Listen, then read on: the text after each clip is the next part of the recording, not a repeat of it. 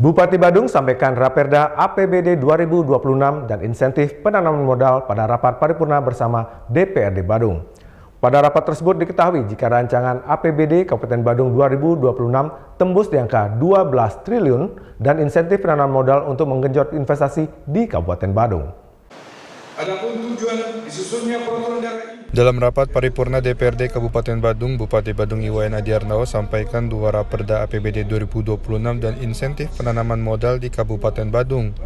Bupati Badung Adiarnawa menyampaikan jika anggaran belanja daerah Kabupaten Badung dirancang hingga 13,2 triliun rupiah. Dengan pembagian belanja operasi mencapai 6,7 triliun, belanja modal sebesar 4,1 triliun, belanja tidak terduga 211 miliar, dan belanja transfer sebesar 2,1 triliun rupiah. Serta total pendapatan daerah dirancang pada APBD 2026 sebesar 12,3 triliun rupiah, dengan rincian 11,5 triliun dari pendapatan asli daerah dan 812 miliar berasal dari transfer pemerintah pusat. Menurut Bupati Adi, kunci dari implementasi APBD adalah sejauh mana pemerintah daerah bisa mengoptimalisasi pendapatan asli yang ada di daerah. Untuk lebih mengintensifkan terutama terkait dengan masalah optimalisasi pendapatan daerah ini. Ini penting saya sampaikan karena kunci daripada implementasi daripada APBD ini adalah sejauh mana kami eksekutif bisa meningkatkan optimalisasi pendapatan daerah. Yang kedua juga kami sampaikan di dalam rancangan APBD 2026 adalah bagaimana kebijakan kami terhadap pembiayaan yang untuk infrastruktur melalui skema pinjaman.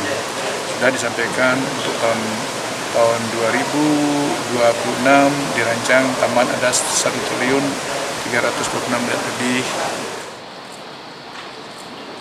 Selain itu, dengan insentif yang diberikan untuk penanaman modal di Kabupaten Badung, maka akan semakin banyak investor yang datang untuk berinvestasi di Badung. Sehingga hal ini akan berimbas kepada ekonomi masyarakat yang dapat berputar dan memberikan dampak positif terhadap pendapatan asli daerah nantinya. Malah kita dorong bagaimana kita mendorong biar semakin tumbuh perekonomian di daerah itu, mendorong untuk semakin banyak orang berinvestasi.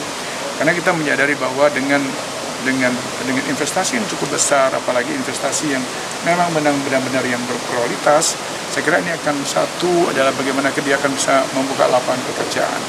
Dengan membuka lapangan pekerjaan otomatis akan mendapatkan pendapatan buat masyarakat kita. Dengan mendapatkan pendapatan buat masyarakat kita akan menumbuhkan daya beli masyarakat. Dan ekosistem ini terjaga, tentu akan berdampak kepada kesejahteraan buat masyarakat kita. Dan inilah yang akan menjadi satu dasar buat kita untuk terjadi pertumbuhan ekonomi dalam satu wilayah.